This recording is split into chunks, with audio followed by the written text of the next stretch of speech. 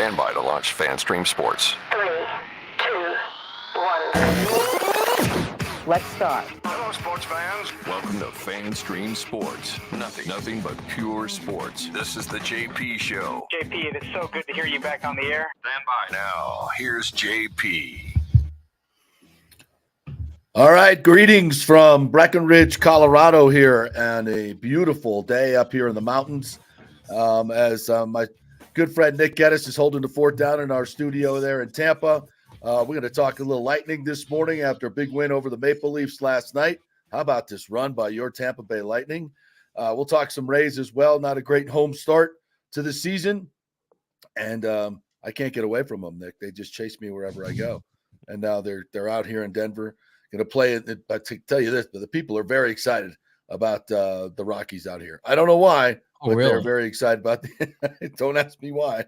I don't know if they have a shot in hell to do anything, but you never know in this crazy game of Major League Baseball. But I do know this: the offense of the Tampa Bay Rays is certainly a concern, and the lack of going out and getting a big bat is showing early in this campaign for the Rays. Good morning to you. How are you? Yeah, I'm doing well, and you know it's so crazy. Yesterday, I was just sitting around. I was working. Don't get me wrong, but I was still like, okay, I'm going to keep track of the game later tonight. And it took me about to the third inning to realize the Rays were playing in the afternoon yesterday. Yes. And then I tuned in, and I was, I don't know if bored's the right word to say. A little bit. Yeah. It was a little boring if you tuned in yesterday, especially for the good crowd of 19,000 that was on hand yesterday. And that was the effort you got from the bats, but might see that a lot more often this year out of the Rays. Who knows? Yeah, and I guess Brandon Lau left the game, and of course, everybody says, "Oh, nothing to worry about here, nothing to worry about," but there's something to worry about. We don't have enough left-handed bats as it is. Yeah, I know they said that he I guess he wanted to stay in, and Cash was like, "No, I'm gonna yank you out." And Lau says he thinks he could be ready by this weekend. But you know, we've been through this song and dance so many times with other players on this team, and specifically Brandon Lau, and it was just like, oh boy, here we go again. So yeah, it was also interesting too. It's like they don't have any lefties on the roster, and one of them happens to be Shenton, who they're giving a shot. And then when they're facing a righty yesterday, he's not even in the lineup. In fact, he has 5 at-bats all season long. So I don't understand that. What's he doing up here if he's not even going to be able to contribute? Yeah, that's given the chance to contribute. Yeah, that's an issue. That's a problem. I mean, we don't have many left-handed bats as it is. Why wouldn't he? Is it a matchup issue? I'll be brutally honest to the fans out there. I've been enjoying the snow out here. It's absolutely perfect for Florida people.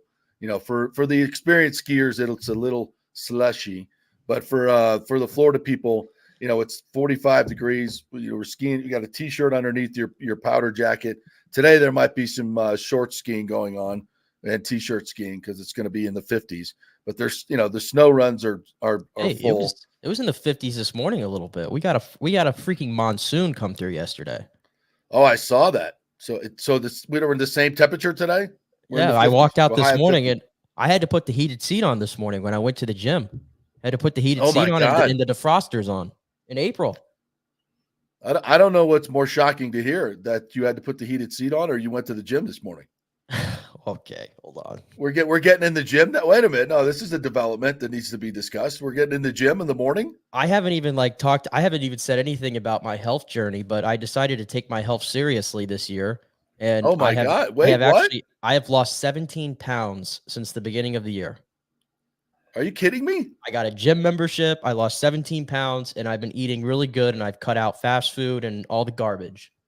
So, oh my God, Lugo will be so proud. How come you haven't been telling us about this? We're just learning about this now. Journey. I've just been on my little journey, just doing my thing. Well, the people want to know. The people out there, they're fans of the show. They got to know what's going on in our lives here. Well, not really. There you go. They do enjoy. I'm sure a lot of people out there will be like, "Hey, nice job, Nick. 17 pounds. That's nice." But I want to know is like, what did Casey say that got you on the journey? That's what I. She threw on. She loves to watch like the health documentaries on Netflix, and Right. she threw like 2 on towards the end of last year. And I learned way too much about what happens when certain food goes into your body and what happens and build up and things like that. Freaked me out to Oh, death. And then on New Year's, I went to this place called Fat Burger, and like I ate the burger and the fries and completely like just upchucked it that night on New Year's. So I had an awful New Year's, and I was like, I'm tired of feeling like this. And so that was like the light turned on moment, and I decided to get healthy, that was and I've been 4 months so far doing well. that's rock bottom. Yeah, the fast food will definitely kill you. No doubt about that. That'll get you. So just cutting out that alone probably has made a huge difference. Right. Wow. Well, Lugo will be very proud. We'll have to get you on the show with him one day, and he'll be very proud of you. I'm sure you've taken to heart many of the things that he said over the past couple of years. The Right? other part of the news is it's ironic. I'm going to see Lugo today, actually. Are you? I am going to see Lugo today. Oh, Update him on my journey and see if I can get some more tips to see how I can continue this. So there you go. Oh yeah. I didn't know if you were actually working with him to lose all the weight, but I'm sure he'll certainly. I'm gonna go today because I 17 pounds. I feel like I might have overcorrected a little bit, so I'm trying to like now regain some more muscle, kind of. So yeah. Well, hey, seriously though, even though you're a spry 20, what are you 23 now? I'm 24, going to be 25 soon. 24. Okay. Is he checking your testosterone level? Did you do your blood work? I'm going today for the first time to like start the process of doing everything. All right. Well, good. You'll be surprised that maybe, if you're not getting the results in the gym that you think you should be getting, it might be the reason, because of that fast food will deplete your testosterone. So, all right, you're on the journey. Good to hear. All right. Well, keep us updated. We want to be updated. All right. All right. Let's get into it. We want to go Rays or Lightning first. I think we go Lightning first because the Rays are so boring. Yeah, we'll touch the Rays eventually. Let's go back to the Lightning. Let's go back to the positives. Virtuoso performance last night from Kucherov again.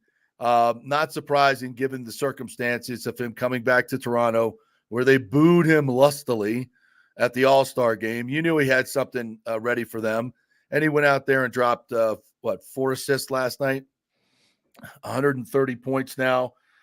He's 3 up on McKinnon, 5 up on McDavid. That's a Lightning record for points in a season, and we still have a few games to go. I doubt that he's going to win the Hart Trophy. We all know, what the reason is. Cooper talked a little bit about it after the game last night. He's not the physical presence that McKinnon and McDavid are. That when those guys get going, they just seem to, dominate the game in a very demonstrative way, right? Whereas Kucherov does it in a very, I don't know what's the word I'm looking for. It's just the hidden little things that he does. It's the passing moments, the way he sets up plays, the way he reads the ice. He's just like the ultimate point guard on the ice. And he's not like Shaq, but he's going to put up the numbers like Kobe and be a force in every way. Maybe a comp for him more is like Steph Curry. He's not going to overpower you with any of his physical abilities, but just the way he sees the game, the way he plays the game, the way he puts points on the board, either himself or helping out his team, is just, it's at an elite level, at a hockey level that we haven't seen much. The 130 points, only 5 other players in the last 30 years have done that. And the names: Lemieux, Gretzky. I mean, all the greats. So this, I predicted he would have a 50-goal season. He's not going to get there, but I think the impact that he has had this year, is actually more than a 50-goal season, if that's possible. And and the way the Lightning are playing, and Vasi had another great game last night. He continues to play at an elite level. Oh, that Austin Matthews goal was sick. Yeah. That was sick. Right off the faceoff, what a shot! You tip your cap to Austin Matthews, number 63 on the year for him. But that's all they got. That's all they got. And the Lightning continue to play shutdown hockey when they need to play shutdown hockey. And I don't think you can ask for anything else from this hockey team with what they've done the last 11 games. 9-1-1. They're 4 points behind Toronto. They'll play the final game of the season against the Maple Leafs. So they may have a legitimate chance to get to third place. which we never thought was possible. Right. I mean, they've certainly given me, at least, and I'm sure every Lightning fan out there, renewed hope for what they've done here. And it's because it's against good hockey teams. It's like, yeah, they're beating the teams they should beat for sure. But in this run they've been on, we've talked about it. They've taken down the Rangers. They took down Vegas. They took down I can't even remember some of the other teams. Obviously, they just took down Toronto. Florida, they took down. That's the other one. Boston, they took down. Like, they've taken down some really good teams and some teams that they're going to have to see in the playoffs, by the way. And yes, I've been telling you the most notable thing here throughout this whole thing was the emergence of Andrei Vasilevsky. He's back. He's back. I don't care. You can make all your list in the world about what you want. When this guy's on, there ain't nobody in the league better than him. We all know this here in Tampa Bay. I don't understand why people let this slip this year, but he's just been lights out. He was lights out against yesterday in a game where, I don't think the Lightning had their A game necessarily last night. No, they were very flat. They were especially flat in the first period. They were very, very flat. The power play had no juice whatsoever in that first period, and they were getting chances after chances. And you could tell Kucherov, it's so weird. It's like he had a 3-point night last night, and it's like it feels like Kucherov could have had a 7-point night if he really wanted to. Like, if we want to just get technical, like, there were so many shots that he thought he had and he missed, and he got frustrated. There were some passes and that he had that I thought were really creative, and they just didn't go in the back of the net. So he could have had an even better night, and that just shows you how great he is. But they had their B game last night, and they still walk away with a 4-1 victory in a very tough place to play. And the only thing they lost last night was the fight. And, I'm okay with that. Jeannot I don't know if you saw the fight, JP. Jeannot got handed a little bit by, it was Ryan Reeves versus Tanner Jeannot. Heavyweight. Wow. Although I think Jeannot, compared to Ryan Reeves, Jeannot's a little bit of a light heavyweight. Okay. Ryan Reeves is a little bit of a different weight class. And true. Ryan put him on his butt. He did. But that was the only thing the Lightning lost last night, so I'll take it. Shocking development. That's going to reverberate around the league, I think. Wow. Okay. Did you see the full line brawl last night in New Jersey and the Rangers? It was open fight night in the NHL yesterday. What the hell was that?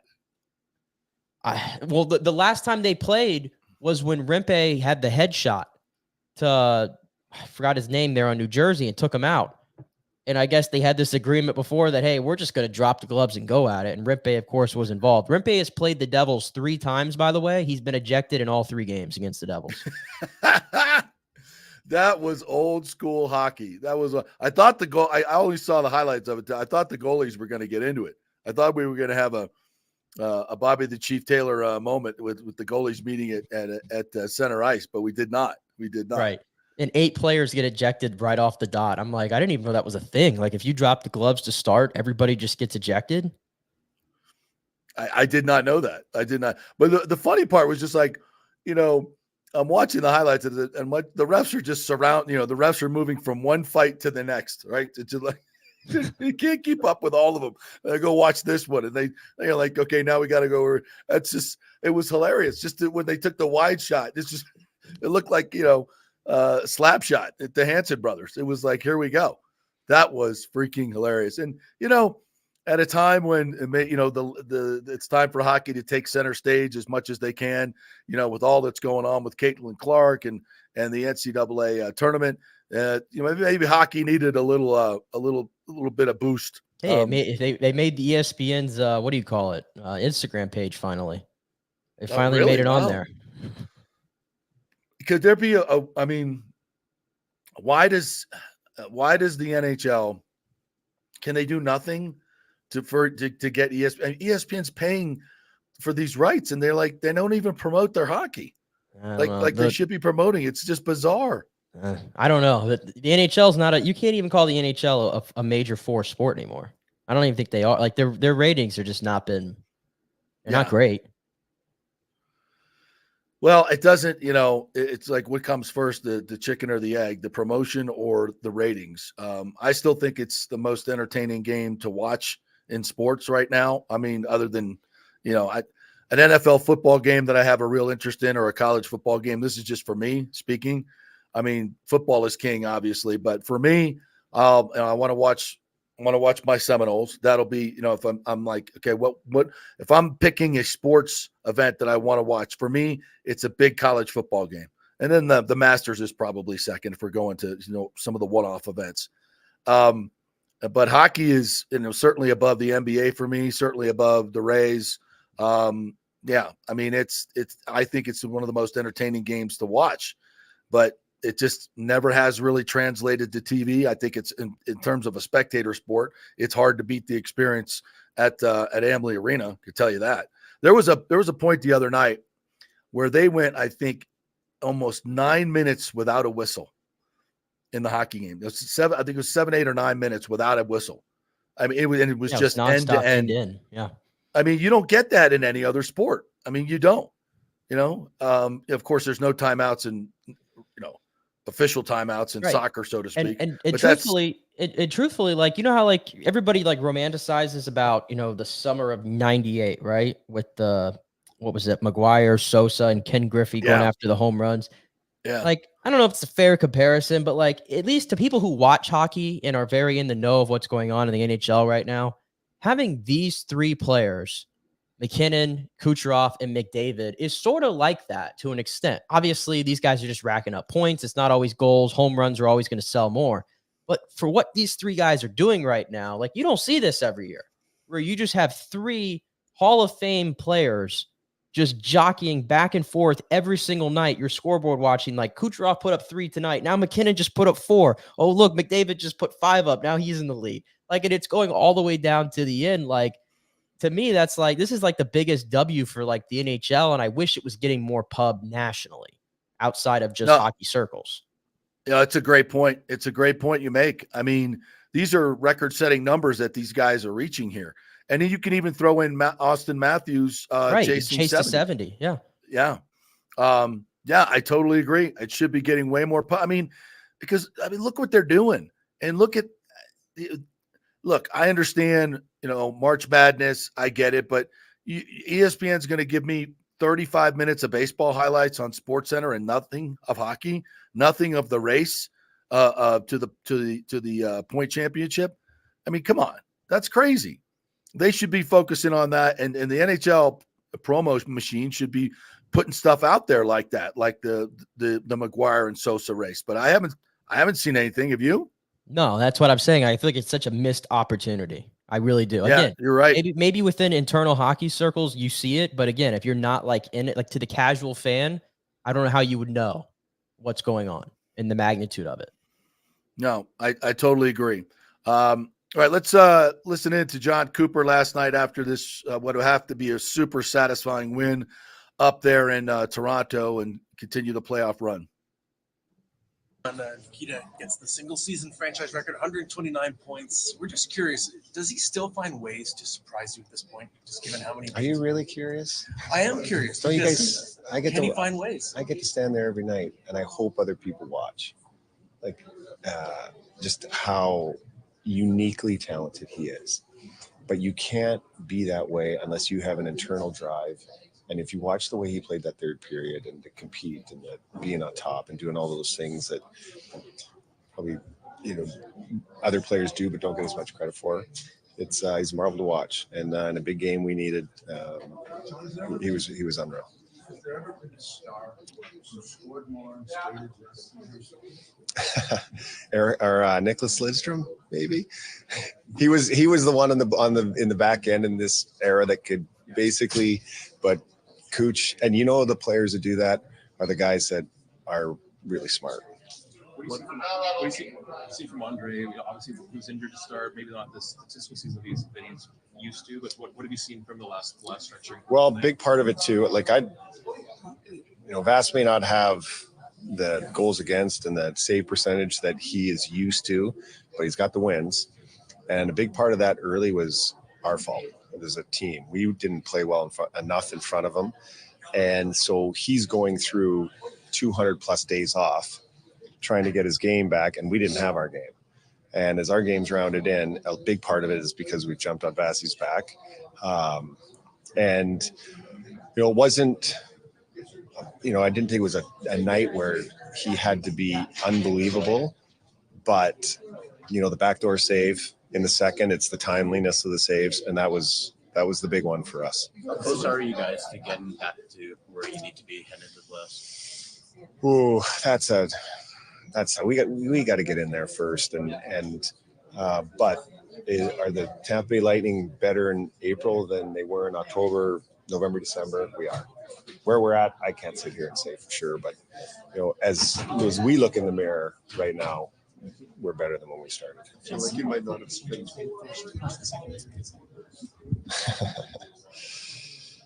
You would have had to be in the locker room to hear that one.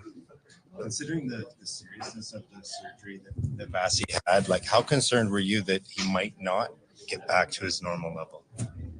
I don't think, you know how that is. You try and block those thoughts out, or I tried to, but he's, you just know his work ethic, the way he looks after himself off the ice, that he was going to come back from this. And so he, clearly he has. And I think the hardest thing though, it probably wasn't the physical aspect of it. It was the mental aspect of being off for so long and then having to jump back in, and especially jump back in when we weren't clicking on all cylinders. So then everybody's putting all the pressure on him to bail us out. And like I said, our game had to improve first. And Vasi's been, like I said, a big part of that. No, Gino's fine. That was, the one thing about this sport, and there's so much honor in this sport.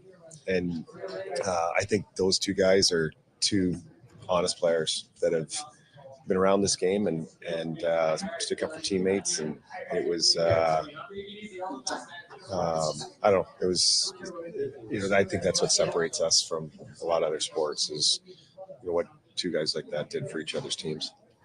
Good. Maybe 6 teams could win the game, possibly 7. Yeah. That's a hard question to ask. I mean, is there, I guess the one thing is there a team like, what Boston did to the league last year, running away with it? No. Are there tighter races this year than last year? I think, some of the conference, our conference for sure was, 2 months to go. Everybody kind of knew who was in. Tighter races, probably a little bit more parity. And I mean, the powers that be probably like it that way. Well, there's a lot there from Coop, and I think he answered a lot of questions that a lot of fans were asking. Is Vasi going to return to Vasi form? And I think we were all a little impatient when it came to that. I think on this show we were trying to just tell people, we're still a couple of months from major back surgery. Let's not expect him to come back and be Vezina Vasi right away. Then he got a little bit of a break in that 15 days. They only had 4 games and they stayed at home. And ever since that point, he's really become the Vasi again. He's tracking the puck like he used to. He makes it look so easy. He's always in great position. Last night, I don't know how many 10 bell saves did he make last night? We'll get 7 to 8. I mean, how many great scoring chances did they have? And Matthews was working hard, and he only had 1.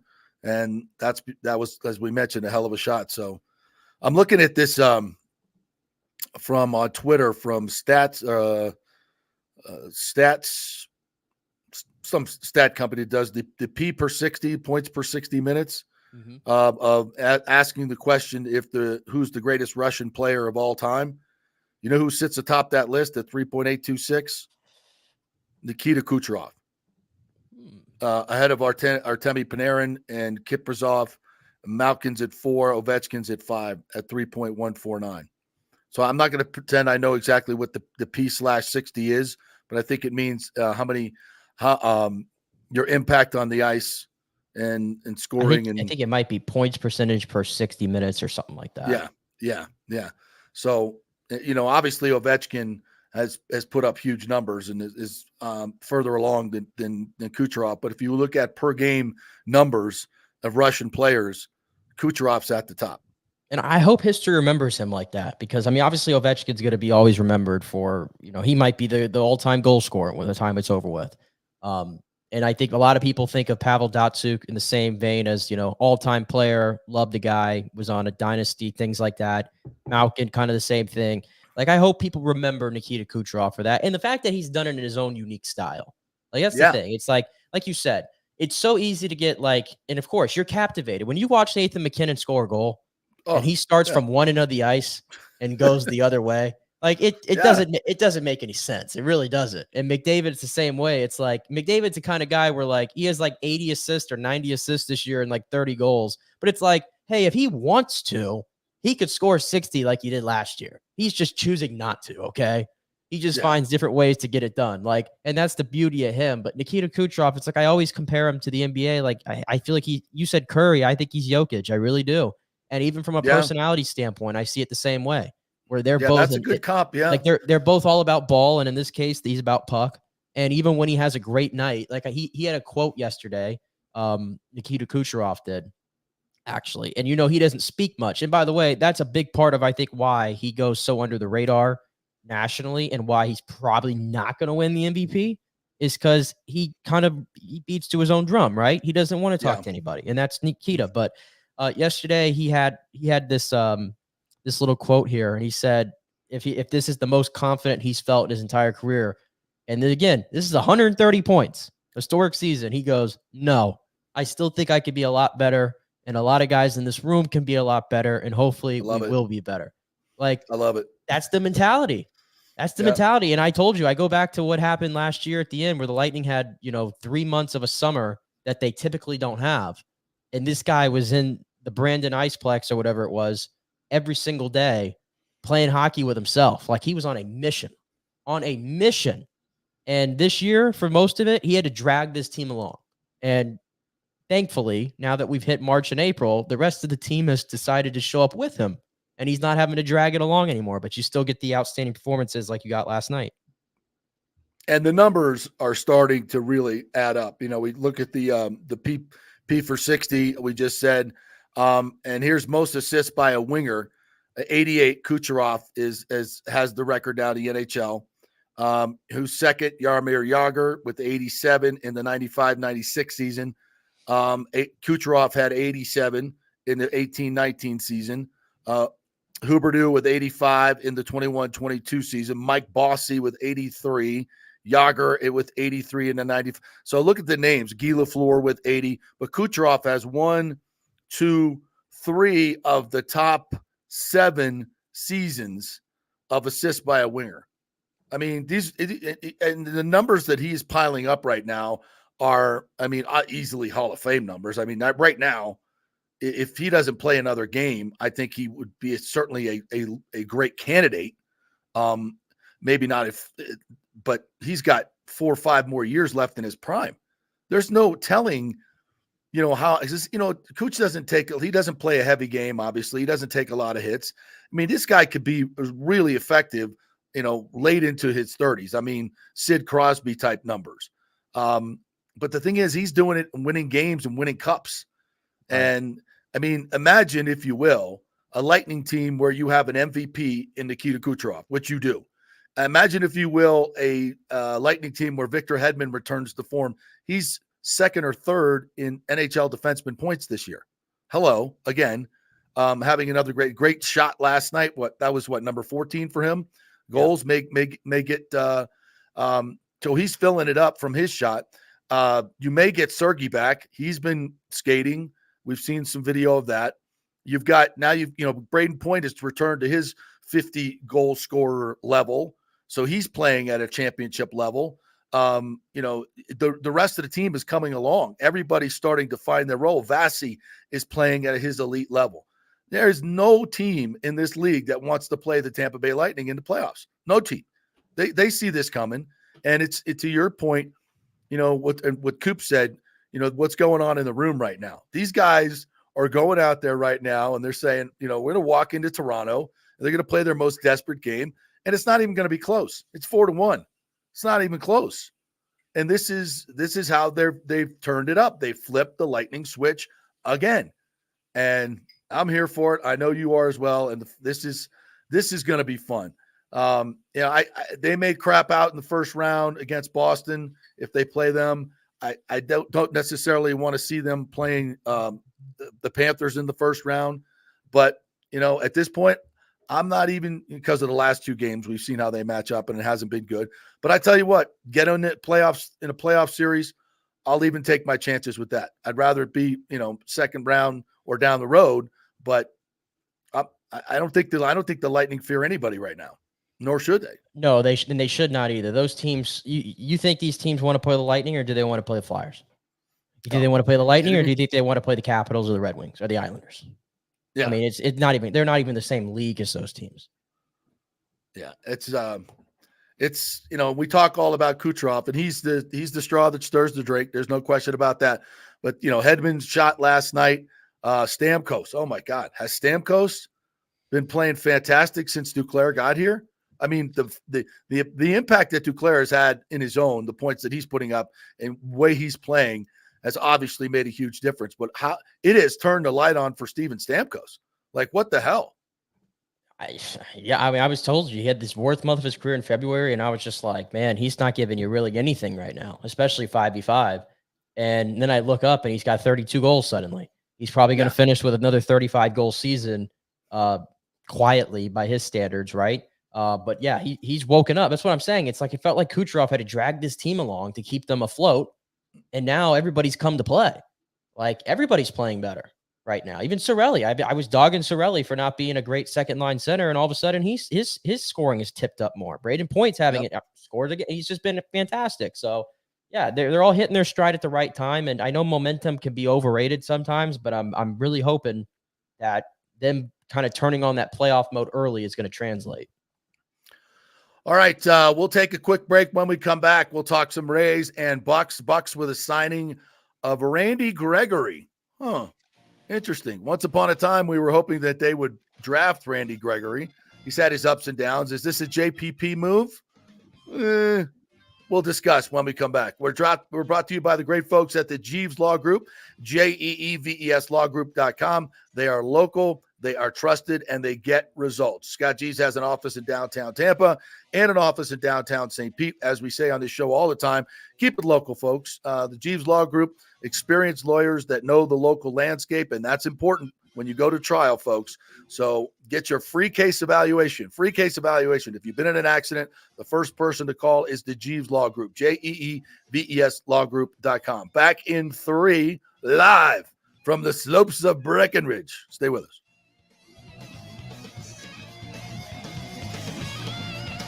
JP here for my friends at your local Synovus Bank. And I do mean friends, and I do mean local. One of the local managers in Tampa is John Acosta, big fan of the show, and I've known him for over 40 years. He's been in local banking since 1983. You talk about developing relationships. You don't stick around for that long unless you're doing things the right way and have a great reputation. And that's the focus company-wide at Synovus. Big enough to handle any complex international transaction, but small enough to answer the phone when you have an urgent question about your business or personal account.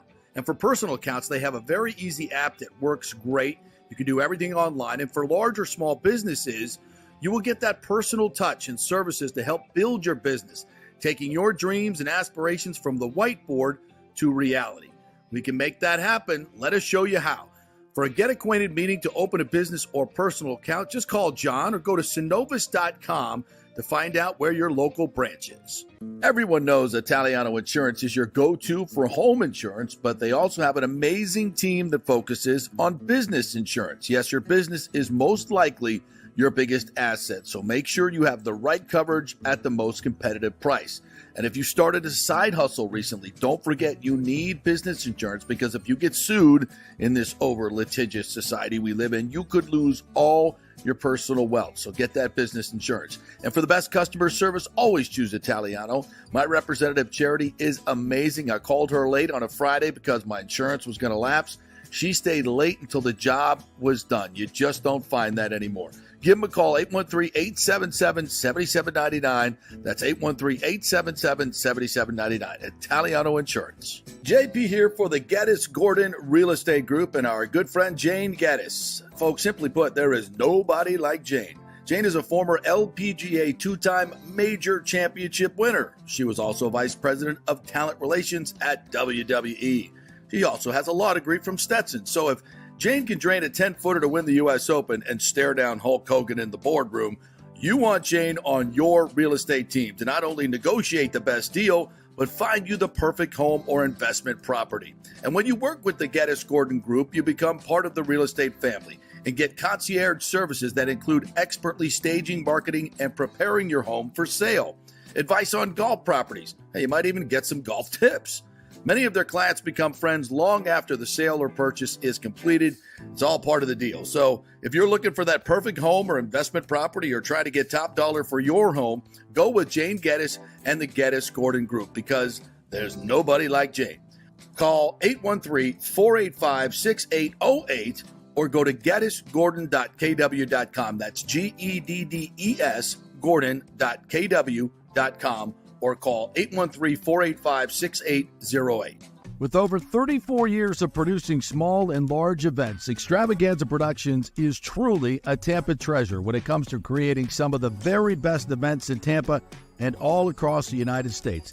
I've worked with them at the Florida Sports Hall of Fame inductions, the Warrior Games, which was an Olympic-sized event spread across all of Tampa Bay. They are the very best, from small meetings to exceptionally large corporate conferences to galas, fundraisers, sporting events, grand openings, whatever you want. Team EPI has an extremely talented staff of designers and show producers that develop extraordinary events fueled by the visions of their clients. You can reach them at their Tampa headquarters at 813-621-4700 or go to extravaganzaproductions.com. Let's go. Right now, back to the show on FanStream Sports. All right, welcome back to the JP Peterson Show, live from the slopes of Breckenridge. A beautiful day out here. There's absolutely nobody on the slopes. So much fun yesterday. No one for us to run into, which was always good. So we'll be hitting the slopes here right after this. Another beautiful day. Going to get up into the 50s and highly. If you're not a skier, sometimes I think people get intimidated by learning. Look, if I can still do it at age 60. You can do it. Get out here and enjoy it. I'll tell you this though, it ain't cheap. It ain't as cheap as it used to be, but it is for a Florida boy. I mean, when you go to the top of that mountain here in Breckenridge, which is, I think the top peak is over 13,000 feet. You're above the tree line, and you just look out over the Continental Divide, and there's just the Rockies, the snow-capped Rockies, as far as the eye can see. It's just, you pop your earbuds in and you go down the mountain. It's exhilarating, and it's just it takes a lot to get out here, and you just like, you know what, it's worth it. It's worth every bit of it. So if you've never skied before, of course there's a lot of other things to do out here: snowmobiling, tubing. It's just such beautiful country. I would move out here in a heartbeat. I've only done the. Have you done Ober-Gatlinburg before? That's the skiing that I've done before. I don't know if they call that fake skiing or what, but it's not even close. It's not even close. And I've done some skiing in North Carolina. It was the worst experience I've ever been. The slopes are so crowded. You got knuckleheads in jeans with their hair on fire. Just I don't need to turn. I'll just go straight down the mountain. Right? It was crazy. Maybe that was my one bad experience, and it was many, many years ago. This is probably 25, 30 years ago. And I vowed I would never go back. I would never go. If I can get on a plane and go to the Rockies, why would I ski these small, runs that are super crowded with, crazy people on them when you can come out here? People are wrecking into each other. And then you have the people that work there that are having to hold people's hands as they go down the mountain, and you're trying to like dodge around them and everything. Yeah, if that's been your experience and you're like, I don't want to do this anymore. And then you're coming down to the bottom. You're coming down to the bottom, and you have to find where your mom and your grandparents are with their freaking cameras so they could get the action shot. This is too much. It is too much. No, this is so much. They've got it down to a science out here. And by the way, it's not, as I said, it's not cheap, but if you do it the right way, you got to buy a season pass. Even if you're coming out for a week, you got to buy a season pass early in the season. And then it works out to about, for my buddy Greg Nelson, who's be making me breakfast here in a little bit. He's come out twice, and the lift tickets will probably be $50 a day for him because they're unlimited. So the more you come out, the more you get out of it. So it's if you do it the right way, of course, having a condo out here. Our family owns the condo, so we don't have to pay for that. That's a huge expense that we don't have to pay for. So that's nice, but it ain't cheap. But you can find ways to do it in a way that won't crush you. So be smart about it. All right, let's get back to. Do we have to talk about the Rays? Yeah, we have to. So, talk about the Rays. All right, so 3-4, and I haven't watched every game like I normally do, but I watched most of the first series, catching up on the other parts of the series, and against the Rangers, and it looks like exactly what I expected it to be, an offense that is very, very questionable, starting pitching that is anything but locked down. 3-4 after your first 7. Against 2 very good teams. Let's, make sure we say that, the defending champs and a very talented Toronto team. So, but you look at what the Yankees are doing, and what's going on around the league. You just don't, you look at this Rays team and it's a bunch of, as you like to say, meh. It's a bunch of meh. And, there's, with the payroll at almost $100 million, oh my God, there's no reason to think that they're going to add anything to this team. And I know it's early, and I don't want to make too much out of 7 games, but what we're seeing early on is a boring team. I mean, this team looks boring and not very good offensively. I don't know. I think I said 85 wins. I think that looks about right. I mean, I kind of said, everybody hangs their hat on that the Rays will figure it out. And again, we're 7 games in. And they face 2 really good teams that are 3-4 and in that stretch, which isn't terrible, obviously, but the lineup is just a little sporadic. It's like one game you kind of get some breakout, and they seem to live and die by the home run just a little bit. Had trouble getting runners even in scoring position, at least yesterday. Like through 7 innings, I think they had a runner get to second once, maybe. And then the 8th inning yesterday just summed it up when they had runners on first and third. With 1 out, and Yandy Diaz. I mean, we love Yandy, right? He's the guy in that lineup, and he swings at the first pitch of David Robertson through to him, and it was a little bit of a hanger, but kind of outside. He was early, and he pops it up to right, 2 outs, and there you go. And Rosario came up after him and couldn't get something going. Like that kind of summed up their day yesterday. And when you look at the lineup, it's like, who do you fear in that lineup? Nobody. Do you fear in that line? Well, Yandy Diaz just won the AL batting title, so I think you fear Yandy. Randy, when he's going, you fear him. Yeah, but he doesn't have – you talk about fear, you got to have power for that. I mean, consistent 30-plus home run power. Yandy doesn't have that, doesn't do it. Here's my concern, though, because I know Chad Mottola said at the beginning of the year that he believes that of the core 6 hitters that are on this team, okay, he feels like last year wasn't an aberration for them, that they have even more in them. Well, here's my thing. Of those, I mean, Yandy, for what he did, hitting .330 last year was spectacular. And that was obviously a spike in his career at an age 31 season, which you don't see often. But I think we're underestimating what having a Wander Franco in that lineup meant.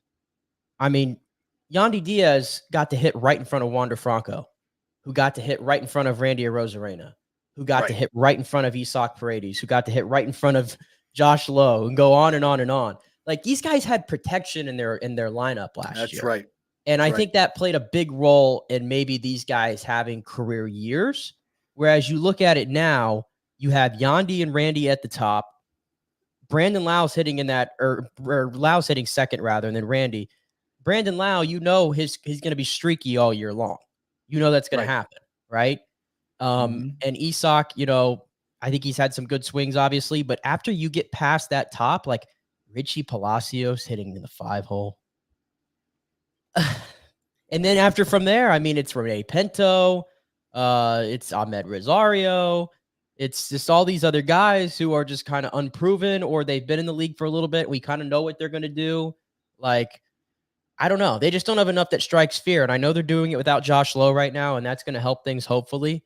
But I just think in terms of contending for this season, I think their lineup just falls short. The pitching, I'm honestly not as worried about, because out of character, they've walked 30 guys so far this year, which is the 5th most in the majors. That's not like the Rays. I think the bullpen has actually been spotty.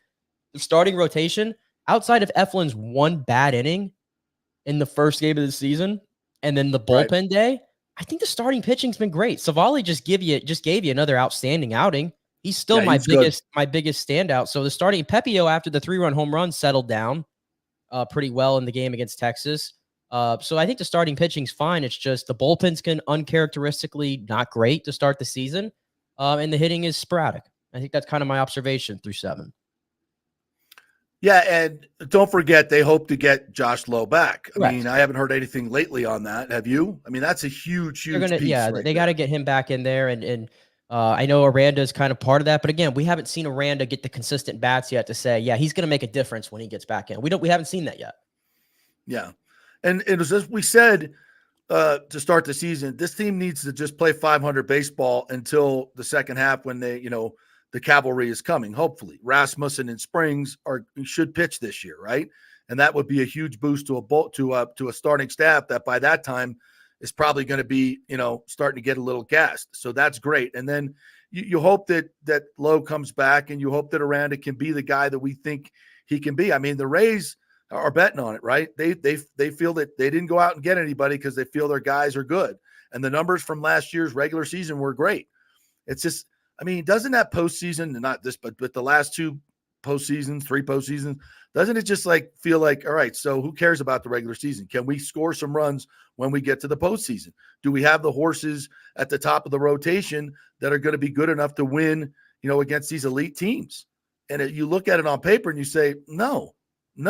But, look at what happened last year. Who was predicting that in Major League Baseball? What Texas did? Yeah, Texas won 88 games? Yeah, Texas had to get in at the end, and then they went on a road. They didn't lose a game on the road, I think, in the playoffs. But again, I compared the 2 teams together. I mean, look at what Texas is trotting out there. I mean, you got Corey Seager, Marcus Semien, Adolis Garcia. Yeah. I mean, even the 2 young guys they have coming up, Evan Carter and Wyatt Langford, Jonah Heim. I mean, that lineup's loaded. That lineup is absolutely loaded, and it has money spent all over it, especially when you combine Semien and Seager. That's $500 million in contracts. Well worth it, by the way. There's a difference there. You look at the way the Yankees have been playing so far, Juan Soto. I was skeptical. Again, it's only 7 games in, but I was skeptic of, not that Juan Soto wasn't going to do his part, but it's like, what about the other guys, that are in that Yankee lineup? But Soto just seems to have revitalized them a little bit. Yes. And even the Red Sox. Well, so it goes to what from the Red Sox lead the entire major leagues in ERA, and that's something that everybody said was their Achilles heel. So yeah, when you look at these other teams on paper and what they're doing, I mean, the Rays just don't stack up, and your only faith is, they'll figure it out. Well, at some point they're not going to figure it out. That's the way baseball is, and it feels like this is that year. I told you, look at the rest of the league. Cleveland's playing really well right now. They're like the best team in baseball in the AL at the moment. I mean, they're still a 3-headed monster in the AL West. The Orioles, that team's dangerous still. The AL in general is a murderer's row this year, and I think this is the year where it could bite the Rays. As Rick so eloquently states, JP, hope is not a winning strategy. It's a money-saving strategy. Exactly. Yeah, and this is the worst nightmare for a Rays team. They've got guys that can do it, but if you get some injuries, they have no depth. And there's not a bunch of different guys that can carry you through this many injuries, unfortunately. So we'll see. They come out here and they'll play the Rockies, and that's an opportunity to win some games on the road. I mean, I think they get the Rockies and the Angels on a road trip here. So again, I mean, they have a chance to turn this. All of the Angels are now 4-2 all of a sudden. But yeah, against the Rockies, you should take care of business there. Yeah. All right, let's get to some of our great commenters here. Bucks Rays Bolts, good morning to you. Says, can Tampa Bay Bolts catch Leafs? Think want to pass Leafs, stay in the wild card. I think they can. The way the Leafs are playing, the way the Lightning are playing. Yeah. I mean, at this point, can you see the Lightning losing 3 games of their, what they got, 8 remaining? I think they got eight remaining. Yeah. Right? And I was trying to see. So if they were to pass Toronto for that 3rd spot, here's the thing: you would have to end up playing Florida in the first round. Yeah. Whereas if you stay put right now in that first wild card, I think you play Boston. And I Right. know Boston's ahead of Florida, and Florida's scuffling right now, but They I'd are. much rather face Boston. Oh, yeah, because Boston is our bitch. As we So all know. I actually, if Toronto wants to stay out in front of us right now, I'm okay with that. Yeah. John Hill, good morning to you. Check out this. Yukon flight delay to Phoenix took off at 1:33 a.m., landed in Phoenix at 6:12, a delay of 8 hours due to mechanical issues. David Portnoy is crying already. What a Boston bitch. Oh, the Bel Presidente has been all around Tampa Bay doing pizza reviews. He finished It's up been his fun to pizza watch. reviews finally. He finished Yeah. them up officially. Yeah, we're gonna have to do maybe next week when I get back. We'll have to do a deep dive into maybe we should follow him around and go to all those different places and do our own pizza reviews, see how they stack up. I know he refused to give any pizza like an 8 in the 8s at all. He gave like 4 7.9s, I think, and it was like one of them surely had to go to 8-1, but I think it's a geographic thing. He just would not give it an 8-1. Bucks Rays Bolt says Vasi 2.45 goals against the last 11 games, pretty good. I think it's even lower than that, if I'm not mistaken. It's just at 2 right now. Yeah. Because of low ratings, says James, NHL salary cap will always be flat, which means teams can't keep great players they develop. Yeah, I mean, that's where the money comes from. You know, the TV ratings, that's where the bulk of the money comes from. And as far as I know, the NHL hasn't taken a big leap. And I would say this, Nick, at least in my years covering the game, which I've been covering the Lightning for 27 years, I don't think the league has ever been more entertaining than it is now. It has more superstars than it ever has.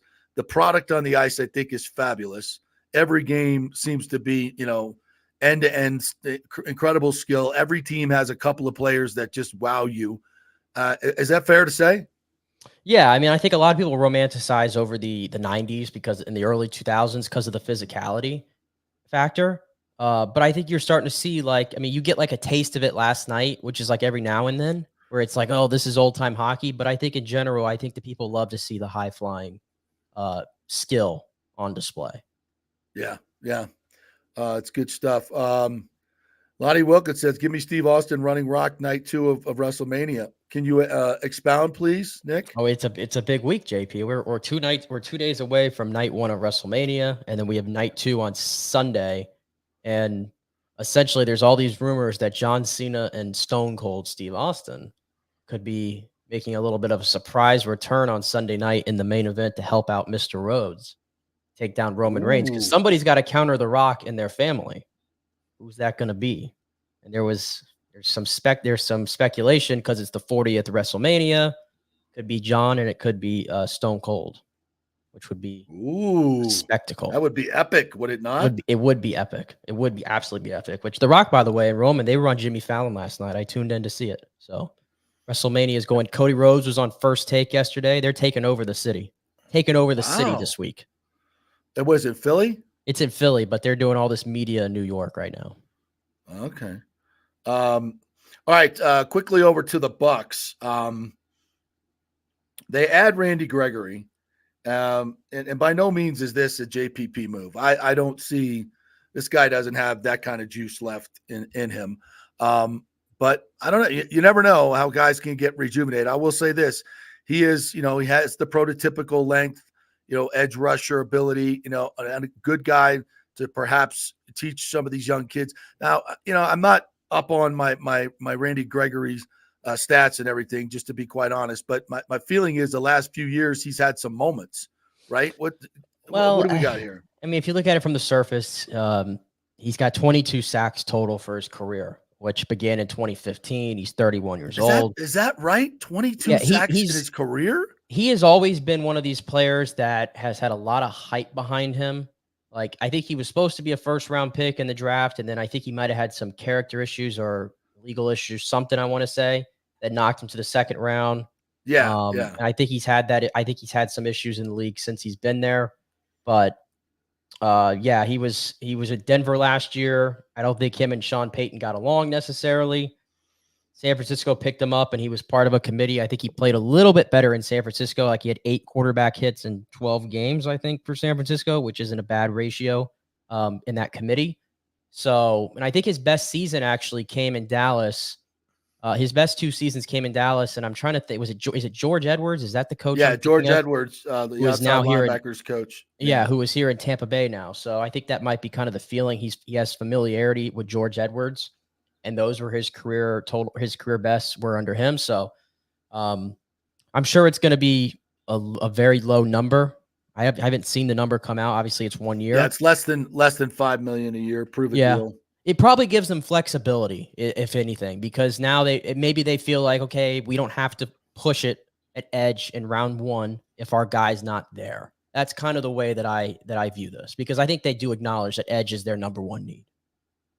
So last year he had 7 pressures and a sack while with the Broncos, and 18 pressures and 2.5 sacks with the 49ers. So he was much more productive when he got to San Francisco. So, and that is a thing. I mean, if you don't get along with the coaching staff, they're not using you in the right way, they fall in love with other players, you get shifted down the line. So we'll see if, for that kind of money, you like bringing in veterans who have a chance to do a little bit of something, but he's not going to have the impact of a JPP. I don't necessarily see that. No, he never had the track record of a JPP. That's the thing. Randy Gregory has always been a big name, kind of, but I don't think there's been as much substance as there's needed to for his career. Not trying to poo-poo on the signing or anything like that. I think it's solid for what they're looking for, but like I said, I think if anything, I think it's a move that tries to give them some draft flexibility for when they want to address that in the draft. Yeah, and maybe it gives JTS a fire in his ass and maybe gets him going a little bit. But I was just say about JTS. I mean, I don't know if you had touched on Todd Bowles' comments from the NFL owners meetings, and the way he described JTS wasn't exactly. I was like, who are you talking about, bro? Like JPP, not JTS. Like he's one of your chess pieces. Oh. A pawn at best. But I don't know, but they said that they're going to try to move him around. I think that I think that was him telling you, like, yeah, he's not that guy. He's not that guy that we're going to sit there on the edge and he's going to make stuff happen, snap after snap. That's just not who he is. That's how I interpreted that. And so now they're going to try to just do whatever they can to try to disguise him or move him around, whatever, to get some impact out of him. Yeah, I think it's interesting, and I want to see how this develops, because it's only towards the end of the year did we see, and Vita Vea was injured at the end of the year, right? He wasn't playing well. So to have a healthy Vita Vea and Cansey in the middle, right? Because I think Cansey is still, we just scratching the surface with what his ability is. And they like, we hear this Marquise Watts and Jose Ramirez, guys that'll be healthy and more in the rotation and being counted on this year. None of those guys get the juices going. Can they be Shaq Barrett guys that, kind of are late bloomers? We'll see, but I'm not, banking anything on it. I still needs to be that guy in the draft that they go get. And, I feel like it's either going to be first round. I think it's interior line, edge rusher, 1 and 2. I don't think there's any question about that. If Michael Penix falls to them at 26, do they take him? I think that would upset the vibe right now of this team. And obviously it's a big risk, but Baker's 28 years old. It's not like you got to go find his successor right now. You want to pour into him. You want to pour into him and surround him with as many good players as you can. I would keep pumping resources after resources into that offense. I know the defense needs some work too, but I don't think it's set in stone they don't take a receiver in round 1. I tell you what, the closer we get here, you just see all this smoke kind of talking about receivers in round 1 potentially, and the fact that this could be Chris Godwin's last year. And if you look at it after those two, after Mike and Chris, I mean, what do you have in that room right now where you're like, yeah, I can count on that? So I think they're going to address that early. And I think tight end, I've been saying it, tight end is the most undervalued position in the league. All the great tight ends in this league play for the best teams in the league. I don't think that's a coincidence. No, it's true. No, you're absolutely right. It's such a swing position, and it helps you on so many levels. Talk about chess pieces on offense, and let's not forget they're screaming at us, right? With the additions of Liam Cohen and the offensive line coach whose name escapes me right now. These guys, Klings. I should know that name off the top of my head, but I don't. Both of these guys know the run game. The run game is going to get fixed, and that to me is huge. If the Bucs have a credible run game where you have to commit resources to stopping them, there were teams last year that said, you know what, we can put 6 in the box. That's all we need to stop their run game. We don't need any more than that, and that makes it tough on the passing game. That makes it really tough on the passing game. So if you can get a credible run game where teams have to really focus on stopping that first, boy, that opens things up for the tight end in Cade Otton. That really opens things up for Chris Godwin in the slot. It opens things up for Mike Evans. It's such a game changer. When you're last in the league in rushing and nobody fears your rushing attack, it's much tougher to put up 4,000 yards passing, which is even more amazing that Baker was able to do that last year. So I think a balanced offense is going to result in, this team going from 21st in scoring to hopefully into the top 12, which is where they should be with the pieces that they have, in my opinion. And a new OC and I think, and all these guys should be getting better and get that off that interior offensive lineman. That'll make a difference as well. So, all right. Nick, you got it from here, boss? Yes, sir. You have fun out there on the slopes. Let me move that. You see, I don't know if you can really see that out there, but a little bit of a glare, but I know your condo backs up right there to the slopes. Literally skied right into the deck yesterday, off there, and hit the wood of the deck with my skis.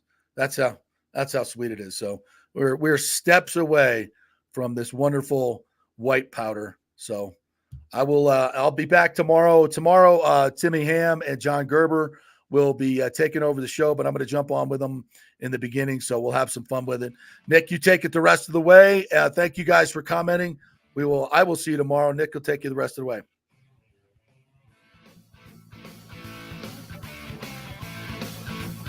Hey, it's a great time to buy a house and get a mortgage with American Mortgage Services. Okay, I got your attention now.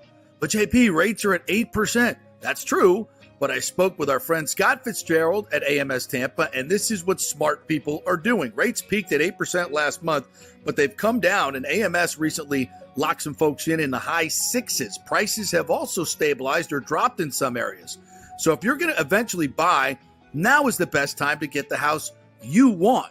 Fitz will get you the best rate out there, shopping it around to dozens of lenders, and when rates come down in a year or so and the frenzy begins again, prices go bananas again, you will already have the pick of the litter. Then he will refinance you and keep costs at nearly zero because that's what they do at AMS Tampa. You're back at 4% in the house you wanted while others fight the frenzy. Be smart. Stay one step ahead. Email Fitz at scott@amstampa.com, scott@amstampa.com, or call 813-294-7595. Scott Fitzgerald, NMLS 386722, American Mortgage Services, 1000 North Ashley Drive, Suite 1020, Tampa, Florida. All right, this is for all you guys who don't want to go to the gym and do 5,000 crunches. At Bay Area Modern Medical Center, you can get on the new True Body machine where you can reduce fat and tone up your muscle. It's like doing 54,000 crunches in just 15 minutes. Define your body as you see fit. True Body offers personalized muscle stimulation that delivers the equivalent of those 54,000 crunches in just 15 minutes. Just get in touch with them at Bay Area Modern Medical Center, BAMMC.com. Chris Lugo and the team over there will set you up on True Body and get amazing results. Non-invasive with comfortable and little to no pain and zero downtime. You can isolate and target those areas that you want to improve and treat multiple areas simultaneously. It's an amazing machine, so check it out at Bay Area Modern Medical Center, BAMMC.com.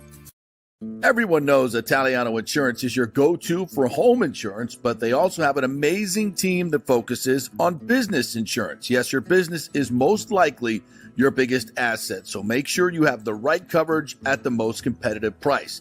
And if you started a side hustle recently, don't forget you need business insurance, because if you get sued in this over-litigious society we live in, you could lose all your personal wealth. So get that business insurance. And for the best customer service, always choose Italiano.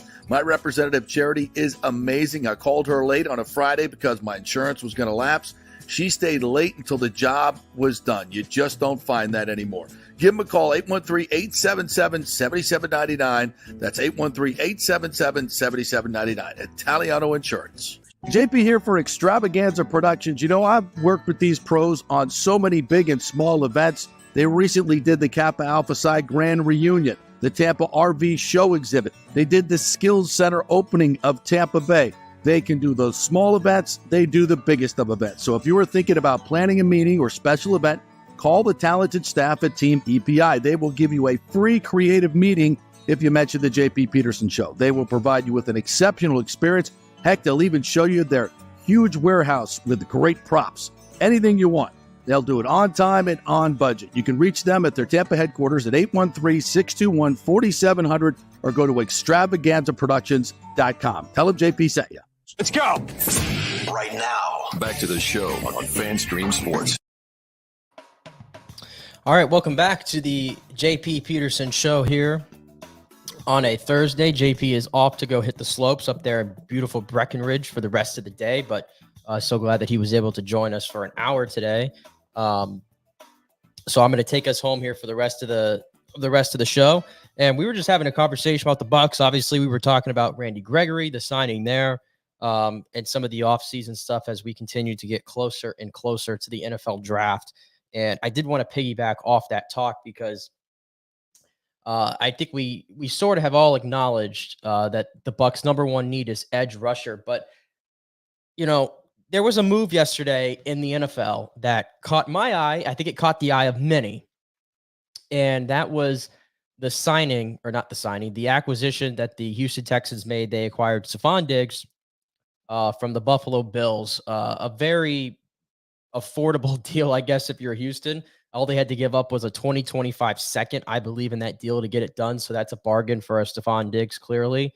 But I'm paying attention to just the trends around the league, and we all know that it's skewing to these high-powered offenses. And, you know, you look at Houston now, C.J. Stroud, then they acquired Joe Mixon, Nico Collins, Stephon Diggs, Tank Dell, Dalton Schultz. Like, there's so many weapons there for C.J. Stroud to throw to. You look at what Miami has surrounded Tua with Achane and Mostert, Tyreek Hill, Jalen Waddle. He's got all the weapons in the world. If you bring it to the NFC, you see what they gave Goff with Gibbs, Laporta, Amon-Ra St. Brown, Jamison Williams, David Montgomery. So the Lions are loaded. We all know what the 49ers have.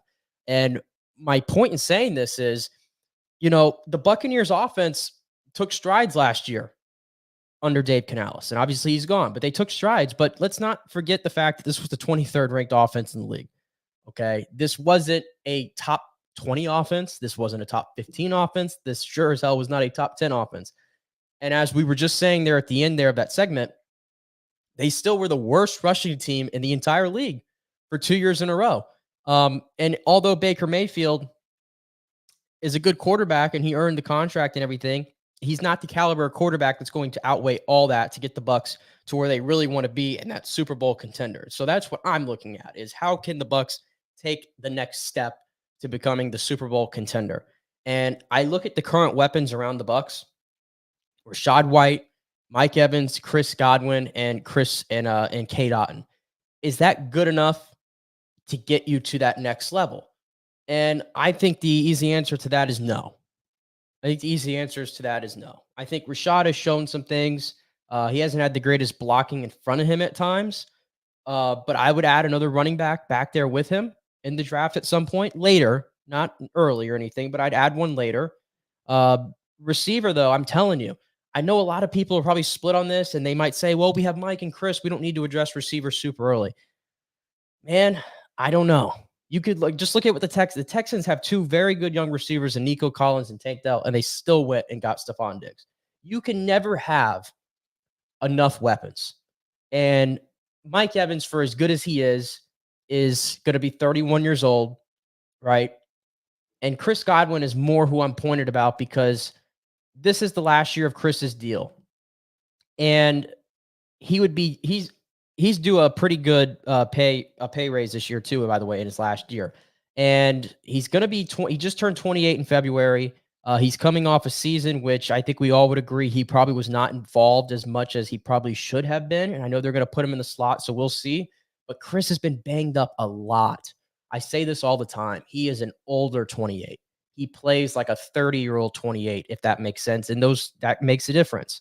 And if he's going to go back in the slot, you figure he's probably going to get more beat up.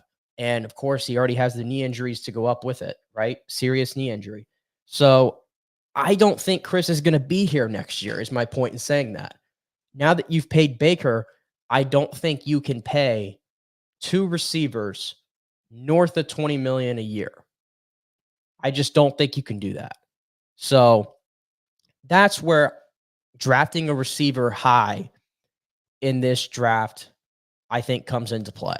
And I don't put it past the Bucks to address it at 26. I really don't. To me, it's all about, the best player available at the positions that you really need, right? And we already know the receivers in this class. The big three, Marvin Harrison Jr., Malik Neighbors, Rome Odunze, they're probably all going to be top 10 picks. But you look at the receivers that could potentially be there at pick 26. You're talking about Brian Thomas at LSU, who was a little bit of a one-hit wonder, I guess you could say, his last year. He outweighed his production his first two seasons and one season last year at LSU with Jaden Daniels. So we'll see if that translates. But obviously, Keon Coleman's, who all the Florida State folks are obviously very familiar with. Adonai Mitchell's another one. And then you have a bunch of day two guys, whether it's a Malachi Corley, a Ricky Pearsall, Xavier Legette, Roman Wilson. You can go on and on and on. There's so many receivers in this class. And I just think that the Bucks have to start planning for what it's going to look like when Chris Godwin probably is not on this football team. But even for this year, if you want to compete this year, rookie receivers are coming into this league right away nowadays, and they're making an impact, especially the ones that are taken in the higher with higher picks. I mean, obviously Puka Nacua was the exception to that rule, but the transition from the college game to the NFL for rookie receivers seems to be as seamless as it's ever been when you get the right one in the front half of the draft. So I know people might say, well, what about Trey Palmer? It's important to note that Trey Palmer was a 6th-round pick. Not saying there's no hope for him or anything, but Trey, compared to what he did in training camp and preseason and all that, I think his regular season was pretty up and down, and I just don't think you can rely on him as a number 3 guy. That's just me. I don't think you can rely on him as a number 3 guy. In fact, I thought towards the end of last year, I thought David Moore became more of a reliable number 3 guy for this football team. So I don't think he's a number 3, so I think the Bucs should probably draft one. If not at pick 26, I'd probably take one with their next 2nd-round pick, or I think it's 55, I want to say. And I wouldn't think twice about it. You've got to get an explosive offense in here, and you've got to give Baker Mayfield weapons. Now that you've paid the quarterback, now that you've paid the quarterback, now you have to start winning with some younger guys who are going to be on their rookie deals that you don't have to pay. That is life for Patrick Mahomes now. That is now life, and he's obviously excelled at that. That's going to be life now for Josh Allen, now that they've traded Stephon Diggs. And yes, to an extent, that's going to be life for Baker Mayfield now. And the other position that I just got done saying that I think that they need to address is tight end. Cade Otton, perfectly fine tight end, but fine is not exactly what I'm going for. I just mentioned it. The top tight ends in this league, I think there's a correlation here. You look at the tight ends that were in the championship games last year: Travis Kelce, Mark Andrews, Sam Laporta, George Kittle. Probably 4 of the top 5, 6 tight ends, whatever, in the league. Those might be the 4 best tight ends. I don't know. That were all there in conference championship games, and all the teams that win Super Bowls over the year too. I mean, there's a correlation there as well. Travis Kelce, Rob Gronkowski, Zach Ertz, like all the teams that have won Super Bowls recently have all had these stud tight ends. I think it's a very undervalued position around the league, but to win in this league, you have to have guys who are able to go over the middle of the field and get it done. The Bucs had that with Rob Gronkowski, and you saw how big that was for them. The Pats had that as well when they had Gronk in his prime.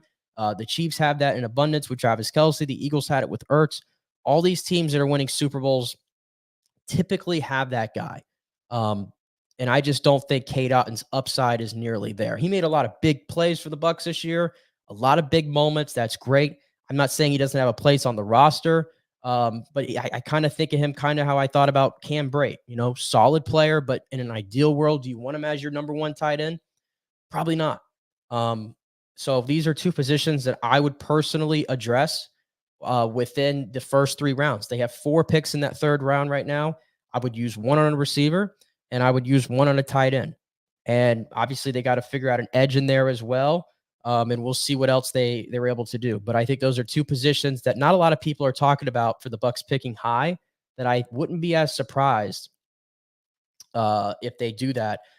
So let me know in the comments if that's what you think. I mean, again, I'm saying this because I think offense is going to rule this game going forward, moving forward. And if you're excited about the 23rd ranked offense, that's cool. Me personally, I think they could do a lot better. And I think now that they've paid Baker, they've got to be able to now put more weapons around him. So that's why I would put that draft capital there. And then I even mentioned it too, just to touch on the Stephon Diggs deal to Houston. And, I love the move. It's important to note that Stephon Diggs, 9 years in this league, I think the last 6 or 7 or last 6 years, I want to say, have been 1,000-yard seasons. He was an all-pro in Buffalo. But this seemed like it was coming. If you recall last year, he did not show up to, mandatory minicamp last year. And Sean McDermott said he was very concerned about that. So there was already those rumblings there, and there were some interesting sideline moments with Stephon. And, they kept, like they always had to keep assuring us, like, hey, nothing's wrong. It's, we're all good here, but clearly they weren't. And, I had made a comment saying I thought the Bills had missed their window. And I think this kind of confirmed it a little bit. They've had to now get rid of some of their older players, whether that's a Jordan Poyer, a Micah Hyde, and now Stephon Diggs goes out the door. So, Buffalo's going to be one of those interesting teams. Now we're going to really see what Josh Allen's made of, because, again, once you get your money as a quarterback, now you got to make it work with guys who are not making nearly as much money, and that's Khalil Shakir, that's Curtis Samuel. I'm sure they're going to draft somebody in the 1st round as well. So that'll be interesting there. And Stephon Diggs as well, I was going to say, his last 13 games last year, this was interesting. His last 13 games last year for the Bills, including the playoffs, he had 0 100-yard games. 0 100-yard games. Stephon Diggs we're talking about here. First 6 games of the season, he had 5. It was like the Stephon Diggs, like one of the best receivers in the league that you had to account for. And for whatever reason, he was not a part of the game plan, or he must have hit the decline button midway through the season. I don't know. But clearly Houston is betting on that. There's still a very, very talented player in there that's been there, done that. And I think it's a smart move for them. They didn't give up much. Like I said, it's a 20-25 second for a player that's done that for his career, 1,000-yard seasons, year in and year out. The Texans are clearly going for it. And when you land, this is the big thing. When you get the quarterback right and you get him on this rookie deal, now you can start going to work with supplying talent around him. And they hit big with Nico Collins. They hit big with Tank Dell. Dalton Schultz was a very savvy signing from Dallas the offseason prior. Now they brought him back. He's another good tight end in this league. DeMeco Ryans is a fantastic head coach. I thought he should have been head coach of the year this season in the NFL for what he did there. And now they bring in Stephon Diggs over. And like I said, you look at their weapons. You throw Joe Mixon in there. Houston's ready to contend. And I love this. Don't wait around.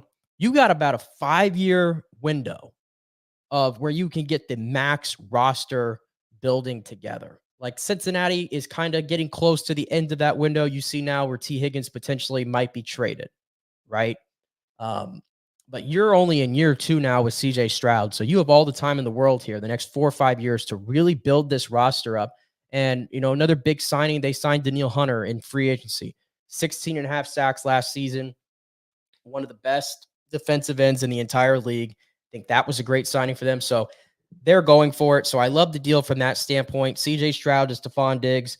If there's anything that's going to get more out of Stephon, I think this is going to be it.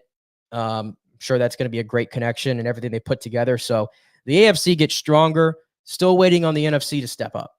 The NFC still, you look at it before we even hit the draft, we'll see what happens. But San Francisco, I would say, is probably they still probably got a year or two in this window, I would say, before, then when it gets time to having to pay Brock Purdy, things are going to be interesting. So they still got a year or two in this window. I think they're still the class of the league. Philly told you that they're going to go all back in when they sign Saquon. So we'll see what happens there. Detroit's going to be around. The Rams, as long as Stafford continues to play, are going to be around. But in general, the AFC just continues to add so much firepower. And clearly because they're all trying to take down the Chiefs and Mahomes and Kelsey and Reed and all those guys. And as long as they're playing, they're the class of that conference, but they're doing everything they can over there. So that's my thoughts there.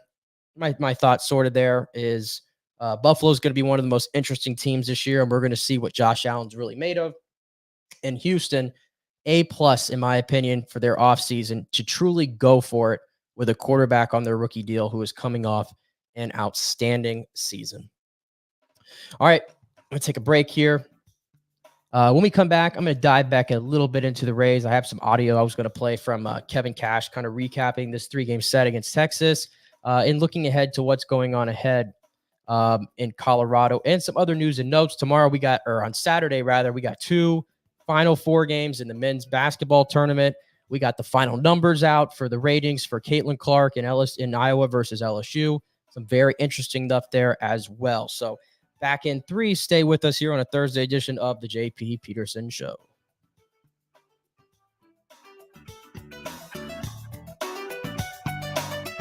JP here for my friends at your local Synovus Bank. And I do mean friends, and I do mean local. One of the local managers in Tampa is John Acosta, big fan of the show, and I've known him for over 40 years. He's been in local banking since 1983. You talk about developing relationships. You don't stick around for that long unless you're doing things the right way and have a great reputation. And that's the focus company-wide at Synovus. Big enough to handle any complex international transaction, but small enough to answer the phone when you have an urgent question about your business or personal account.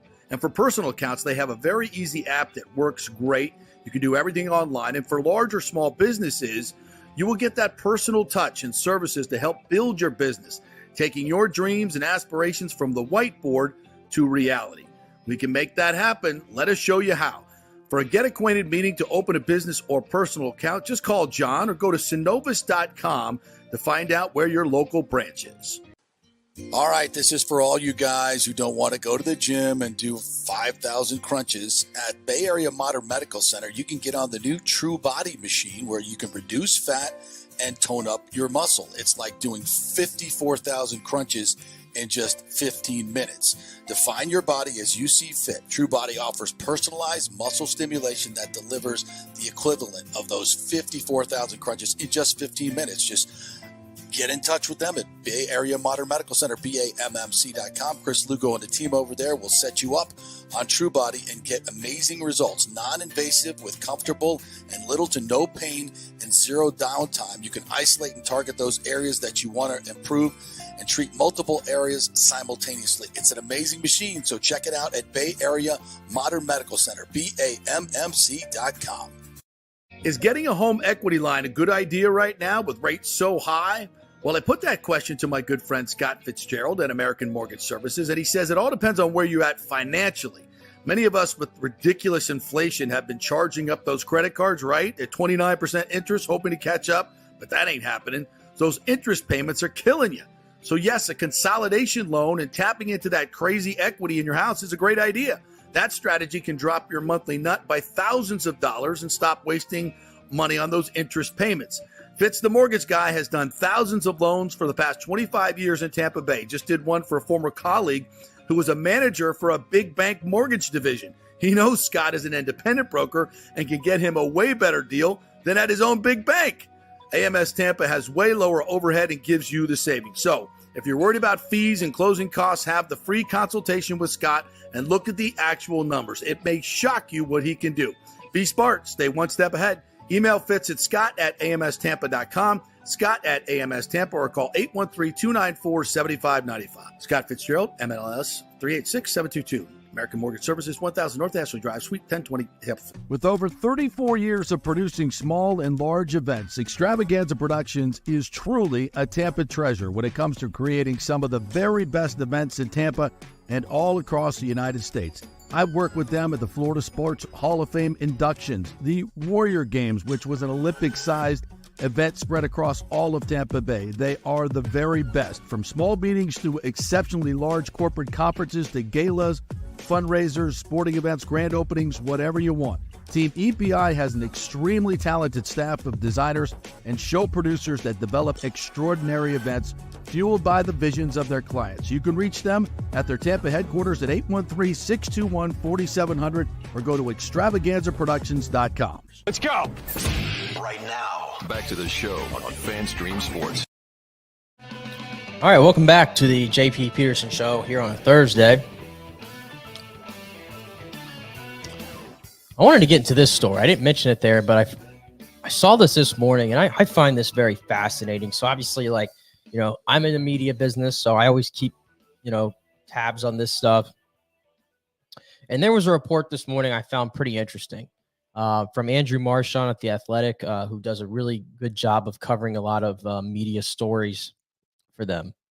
And he reported this morning that the NFL Network has decided to do what would, I guess we describe them as typical budget cuts and layoffs. And some of the significant on-air talent and reporters have been let go this morning. Melissa Stark, Andrew Siciliano, James Palmer, and Will Selva. Those four are all out of NFL Network. And there was a statement here from the NFL Network spokesperson, Alex Reithmiller. As is normal course of business this time of year, we are evaluating our talent roster for the upcoming 2024 season and beyond. That process results in renewals, non-renewals, and additions to our talent lineup depending on programming needs. To those departing talent, we give our sincere thanks and appreciation for their hard work and contributions to NFL media, end quote. And all four of those names, very recognizable. We've seen them on the network for years. And in very prominent roles, by the way. So that's why I was really taken back by this. And I guess my rebuttal to this is it's no secret that the NFL is making more money than most entities in the entire world, right?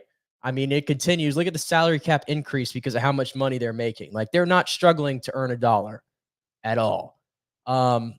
So it just kind of interesting the timing here that all of a sudden four pretty big personalities on air are just let go. Obviously ahead of the draft as well. And also the fact that they kind of, normal course of business is what they describe it as, laying off people. Again, interesting wording there. But the reason why I find this so fascinating is what the hell's going on in NFL Network and NFL media? Because if you've been following the other story, Good Morning Football is off the air. And more so than that, Good Morning Football is moving from their New York studios to their LA studios, which is a very, very, again, interesting move. One that on the surface doesn't make a lot of sense. And, Good Morning Football is one of those shows, during NFL season, I pretty much would get up in the morning and watch it every single day. They give you some real substance to the games that you've watched throughout the week, but they also make it fun and entertaining and very unique. And I think Kyle Brandt is one of the biggest stars in sports media nowadays. I really believe that. And Jamie Erdahl does a fantastic job as the host, and Jason McCourty and Peter Schrager. I think it's a great crew, and I think everybody pretty much will tell you it's the best morning sports show or daytime sports show, whatever you want to call it, that's out there. And now it's like there's so much like in flux right now, and it seems like even they don't really know what's going on or who's going to be a part of the show next year. It's just really interesting of why we have something that seems like is a fit and everybody loves it. And now we're kind of looks like we're blowing it up and we're moving it across the country. And think about it from a livelihood standpoint too. To those who are all involved in that show starts at 7 in the morning. Okay, 7 in the morning on the East Coast, which is like it's early enough.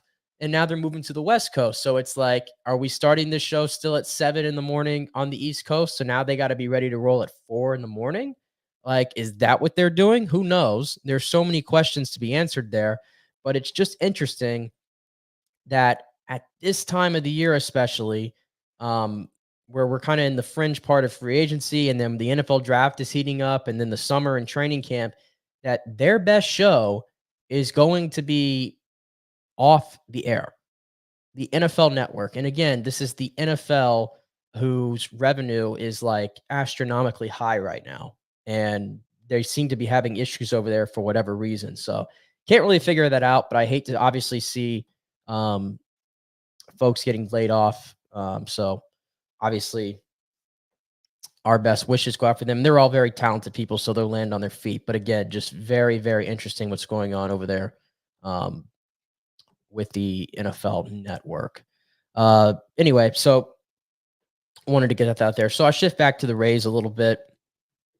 3 and 4 through 7 games. Me and JP kind of touched on it a little bit. And, try not to overreact to what you've seen throughout 7 games. Because remember, this was the same team that went 13-0 to start last season. And maybe we overreacted at that as well. But the schedule's going to lighten up a little bit. I know they're going out on the road, and sometimes these West Coast trips can be a little wonky. But that being said, a 3-game set against the Colorado Rockies, who, for my money, are outside of the Oakland A's, are probably the worst team in baseball. And then after that, you go directly to Anaheim to face the Angels for 3. And I know the Angels are 4-2.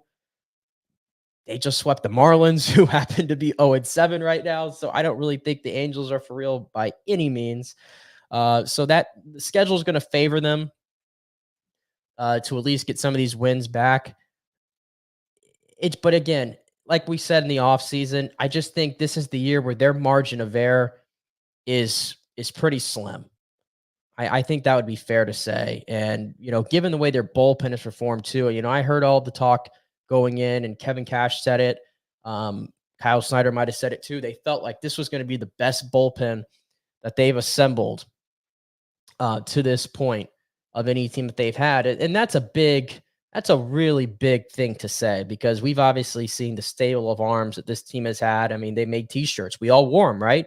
But you look at it so far to start, Garrett Clevenger, who didn't really give the Rays a chance, I guess, in that 9th inning yesterday to try to get that tying run or game-winning run potentially. He ended up giving 3 runs up there in that last inning. His ERA is almost 7. Sean Armstrong is at 6.23 ERA. Alexander's a 9. Poche is a 6.75. Waguespack is at an 18. He only had 1 game, obviously. Phil Maton 7.71. Yeah, it's just not been the bullpen's finest hour for these first 7 games. I think that's pretty fair to say. And they're just walking too many guys. And the Rays never. Garrett Clevenger in 3 games has walked 4 guys. Waguespack, he walked 4 guys in 1 game. Armstrong's walked 3. Maton has walked 3, and he hit 3 hitters too the other day. His command was pretty shoddy there in that game against Texas. So again, the Rays, in my opinion, that stuff will figure itself out. It's all going to be about what they can do in that lineup. And for the reasons that I stated earlier, I just don't see enough guys that you fear in that lineup at the moment. I really don't. And I think asking Yandy Diaz to replicate a season which he hit 330 and had a career high in home runs with 22, I believe it was, that's pretty ambitious. Randy Arozarena, for as exciting of a player as he is, he's been a little streaky. Now, I think Randy's locked in to start the season. All his biggest hits and his home runs, obviously, have gone to the other side of the field. So I think that's a pretty good sign that he's locked in right now. But again, outside of those two guys, and then Isak Paredes as well, who I think's had some good at bats. He's had like 5 or 6 home runs that have gone foul already this year. It happened a lot last year. He's just always out in front of the baseball, and we know he's not hitting anything to center, and he's not hitting the right. He's got 56 or 55 career home runs, and every single one of them has gone to left field. It is astonishing. But outside of those 3 players, though, I don't know who you fear. I don't know who you fear in that lineup. And I know they're doing without Josh Lowe, and maybe you can add him into that crew. But we'll see how the season progresses. If they're able to string together some wins here in the next couple of months, and we'll see where they're at then. And then we're way too far out to see what other upgrades they can put to this roster. We know the cavalry of arms is going to come here eventually. And they'll have some pretty big decisions to make, especially if the rotation, because again, I think Eflin, outside of the 1 inning that got away from him in that first game against Toronto, I think Eflin's stuff has been really good. I think Aaron Savali, if I had to tell you who's the MVP of the team so far through 7 games, if that's a thing, I'd tell you it's Aaron Savali. And he looks like the pitcher that they decided to offload Kyle Manzardo for, which was a big deal at the time last year for the Rays to do that. So he's been fantastic. I thought Pepio settled down well after the 3-run home run. The command still was a little all over the place, but he was probably amped up, and he's facing a really good lineup. So I think he'll be better his second time out here in this series against Colorado. The opener thing is going to be interesting. I think you're probably hoping to just get Taj back at this point. I mean, Shane Baz, it sounds like he has an oblique, so he had a setback. We'll see what happens there. So they're going to have to make that opener work probably until they get Taj back. And then the cavalry will come later. So, yeah, at this moment in time, though, like I said, it's going to be what the bats can do. And through the first 7 games, they just kind of look pretty meh right now. I think that is fair to say. All right, we'll take another break here, and then we'll come back. We'll wrap things up a little bit. I'm going to look ahead a little bit to the Final Four this weekend in the men's, and obviously the women's tournament, which is heating up. We just came off incredible basketball game on Monday between Iowa and LSU, and now we're going to get another one coming up here soon between Iowa and UConn. So that's going to be great. We'll look towards all that when we come back here on a Thursday edition of the JP Peterson Show. Once again, we're brought to you by the Gettys Gordon Group, American Mortgage Services, Synovus Bank, Extravaganza Productions Incorporated. Back in 3. Stay with us.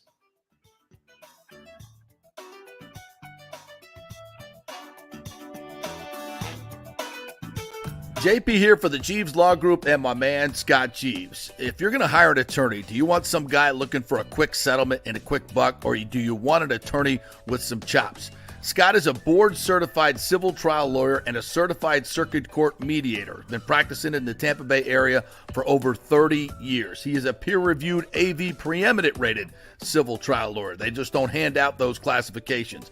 He's been the lead class action counsel on many complex consumer protection cases and has handled hundreds of serious personal injury cases. He's dedicated his career to protecting injured victims and is committed to vigorously representing you. We're local, we're trusted, and we get results. Personal injury and personal attention. Call for a free case evaluation. That's 888-9-JEEVES. That's 888-9-JEEVES. The Jeeves Law Group. JP here for the Gettys Gordon Real Estate Group and our good friend Jane Gettys. Folks, simply put, there is nobody like Jane. Jane is a former LPGA 2-time major championship winner. She was also vice president of talent relations at WWE. She also has a law degree from Stetson. So if Jane can drain a 10-footer to win the U.S. Open and stare down Hulk Hogan in the boardroom, you want Jane on your real estate team to not only negotiate the best deal, but find you the perfect home or investment property. And when you work with the Gettys Gordon Group, you become part of the real estate family and get concierge services that include expertly staging, marketing, and preparing your home for sale. Advice on golf properties. Hey, you might even get some golf tips. Many of their clients become friends long after the sale or purchase is completed. It's all part of the deal. So if you're looking for that perfect home or investment property or try to get top dollar for your home, go with Jane Gettys and the Gettys Gordon Group, because there's nobody like Jane. Call 813-485-6808 or go to gettysgordon.kw.com. That's GEDDES Gordon.kw.com, or call 813-485-6808. Everyone knows Italiano Insurance is your go-to for home insurance, but they also have an amazing team that focuses on business insurance. Yes, your business is most likely your biggest asset, so make sure you have the right coverage at the most competitive price. And if you started a side hustle recently, don't forget you need business insurance, because if you get sued in this over-litigious society we live in, you could lose all your personal wealth. So get that business insurance. And for the best customer service, always choose Italiano. My representative, Charity, is amazing. I called her late on a Friday because my insurance was going to lapse. She stayed late until the job was done. You just don't find that anymore. Give them a call, 813-877-7799. That's 813-877-7799. Italiano Insurance. Let's go. Right now, back to the show on FanStream Sports. All right, welcome back to the JP Peterson Show. Nick Geddes riding solo here to close this one out. JP is probably somewhere on a slope right now, having a great time. So best wishes to him, obviously. But again, if you missed it, the first hour, JP joined us. And we went over last night's big Lightning win over Toronto, getting it done 4-1 on the road. Nikita Kucherov with 3 assists, 3 more points to add to his total. He's up to 130 already. Andre Vasilevsky continues to round back into form as the playoffs come up, so that was great. And then obviously the big signing for the Bucks, Randy Gregory, and of course the Rays, as I just touched on again there a little bit.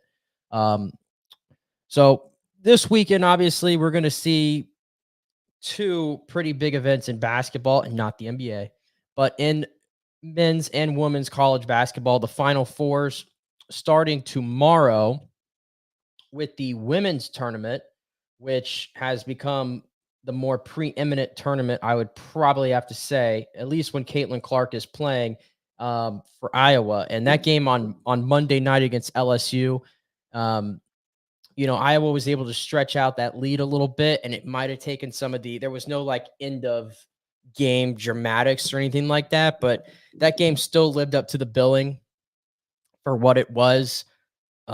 It seemed like we were all very invested in that one, and obviously the rating showed 12.3 million viewers for Iowa and LSU on Monday night on ESPN, and that was on cable television, obviously. So that was one of the most viewed games of any sport in the past year, other than the NFL, obviously. It beat all but one of 5 games in last year's NBA Finals, and beat the clinching game in last year's World Series as well. So that is impact right there. And, Caitlin Clark, there's been a lot of great female athletes who have come along through the years, and so many different sports. But I personally, in my time here, I just haven't seen anybody that's had a way of captivating people and keeping someone's interest than a Caitlin Clark. I don't know what it is, because she's certainly not the first outstanding female basketball player out there. Obviously, she has a very unique skill set, but she's taken the sports world by storm. She really has, and it really has been almost single-handedly. And this is not meant to be a backhanded comment towards the rest of Iowa, but like, if you were to ask most of the fans watching, like, who else plays for Iowa, it's like you probably would draw a blank unless you're following it like very hardcore. But we all know who Caitlin Clark is. We're all paying attention and what she does and how she makes her teammates better, and the way that she showed up in that game against LSU. And again, for the game to draw that many viewers, this wasn't a Final Four game. This wasn't a national championship game. This was the Elite 8. Like, that makes it, to me, even more astonishing and shows off her star power. And I'm telling you, she's going to go to the WNBA next year. And I'm going to be very curious, or at least in all likelihood, I would assume she is. Angel Reese is going off to the WNBA as well. But assuming that she goes off to the WNBA, if the WNBA has any hope of getting into the mainstream to a certain level, more so than it is right now, it's going to be riding on the shoulders of Caitlin Clark. And that this is going to be a big case study, is how many people are going to follow Caitlin Clark over to the WNBA. But clearly she has still business to attend to in the college game. I don't worry about the money aspect of it. The money's going to be there for her. The endorsements that she has, they're going to follow her to the pro game. Okay. So I don't think it's really a big deal from an economical standpoint. I know some people think that she'll make more money staying in college. I don't know about that. I think the endorsements will follow her and she'll be just fine personally. So we'll see what happens there. But big matchup tomorrow night, 9:30 in prime time against UConn. And this is a very good matchup here as well. And it should not be underscored that while Caitlin Clark is the star of women's college basketball and she's the star of this tournament, Paige Beckers is probably right there with her. And she's not getting nearly the amount of pub necessarily of a Caitlin Clark, but Paige Beckers, I think a lot of people forget that weren't really watching women's college or paying more attention to it, I should say, the last few years. She was supposed to be that next big player to come out of UConn. In her freshman year, she was. And then she got hurt her sophomore year, and she's been out. She was out all of last season. You really haven't seen her play in a while. You kind of forgot about her, but she came back this year and she had a fantastic year. And so far in the tournament, she's been every bit as good as Caitlin Clark has and for this UConn team, how important she's been to get to the Final Four. So we had Angela Reese versus Caitlin Clark. That was the big storyline for LSU and Iowa. And now we got Paige Beckers versus Caitlin Clark. And I think this one is every bit as big as the first matchup. So I'm definitely going to be tuned into that one to see how that goes down. Either UConn's going to go to the championship game for the 20th something time. I don't even know. I know UConn women's basketball is dominated for years. So it'll probably be that, or it's going to be Caitlin Clark. I know what the TV ratings want, because if Caitlin Clark and Iowa are playing in a national championship game, I think there's a good chance it even upseats what they did in the Elite Eight from a viewership standpoint. So that's going to be fun. And then on the men's side, those games are on Saturday. NC State versus Purdue. That one's going to be a 6:00 start time. And then the nightcap, Alabama and UConn at 8:50. So a little bit of a later start time there. I said this on Monday. Unless you have a rooting interest in Purdue, Alabama, and UConn, you went to those schools or you're just a fan of those schools, I don't have any idea how in the world you're not rooting for this NC State basketball team. I really don't. Like this, when it comes to March Madness, when it comes to the NCAA basketball tournament, usually we're rooting for the big story. And, I think this tournament at times has lacked these big emotional moments this year. Like, in recent years, we've had some teams like, the Loyola team that went all the way to the Final Four, right? Remember the St. Peter's team that went to the Elite Eight?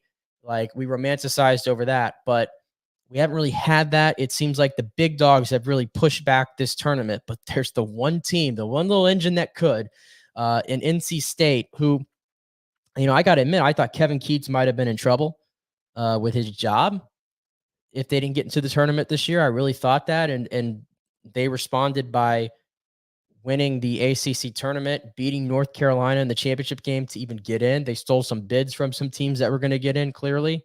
And then they go on that run where they win 7 games in 12 days, and they've just kept it going. And what they did to Duke on Easter Sunday, they just stifled them everywhere. Duke's offense couldn't create anything against NC State. And this DJ Burns, man, it's like, this is why you love this tournament. It just creates these legends and these names that we'll never forget. We'll never forget DJ Burns. I don't know what's going to happen to DJ Burns after this year. I have no idea. I know there's all these rumors that, put him on an NFL offensive line, right? And he looks like he would fit. I have no idea. What I do know is this guy has become one of the biggest stories of sports in America. And how about this? And this was a report that we had over at On3. He's had agreements with Adidas, Barstool Sports, CVS, DAPS, Manscaped, Raising Cane's, and Intuit TurboTax since the tournament has began. In a 3-week span, this man has wrapped up all those sponsorship agreements right there. Like, it's crazy. And then our On3's Pete Nakos said that he asked DJ Burns' agents if he made $500,000 in the last few weeks. They said that number was just a little bit under. I mean, think about that. That is what this tournament is. It's been life-changing for DJ Burns, and it's been a fun ride to watch. And it's going to be very interesting to see him go up against Zach Edey. That's the matchup of the entire weekend for both games, is Zach Edey versus DJ Burns. So definitely going to be on the lookout for that. And then the UConn-Alabama game, I think you kind of heard it. There was a comment here, and I saw this, that their plane had mechanical issues last night. Essentially, they didn't get in until, or they didn't take off, I think, till like 1:45 in the morning, I want to say, for Phoenix. So clearly they're a little bit behind the 8 ball there. But if anything, that probably is just going to piss UConn off, to be honest with you. So I don't think that's going to play a role whatsoever. This UConn team all year long has been the best in college basketball. And that's why so many people have picked them, including I did, to win back-to-back national championships, which is something that nobody has done since those Florida teams under Billy Donovan. That's how hard it is to do. But the way UConn has just put teams away with ease. I mean, what they did to Illinois, I mean, they were up by 30 on a really, really good Illinois team, a 3-seed Illinois team. They were up by 30 on them. Like, that is what they just do to teams. They just put you away quick. I mean, they have so much depth. They have 2 guys who I believe are going to be lottery picks this year as well, in a weaker NBA draft, clearly. But still, Alabama is one of the teams that I think has a very explosive offense. They can score with just about anybody. So I think this has a chance to turn into a shootout. But eventually I think UConn's going to get them. So I think I'm rooting for UConn and NC State. That matchup there, you would get the underdog in an NC State versus the powerhouse in UConn. I think I like that kind of juxtaposition, that matchup, if you will, for an NCAA national championship title game, which I believe would be on Monday then. So that's going to be a lot of fun. So a lot of good things to look at this weekend. Of course, you know if you've been listening to this show, you've been following me on Twitter, you know where my loyalties lie this week. I'll be all in on WrestleMania. I already saw Lonnie was commenting about it. That's going to be big for me as well. So big sports weekend. We've got to take one more final break, and we'll set the stage for some of these other events and kind of recount some of the things we've talked about today. Check for any breaking news and things like that. We will be back in 3 here on a Thursday edition of the JP Peterson Show. Again, Nick Yetty's riding solo here as JP takes on the slopes.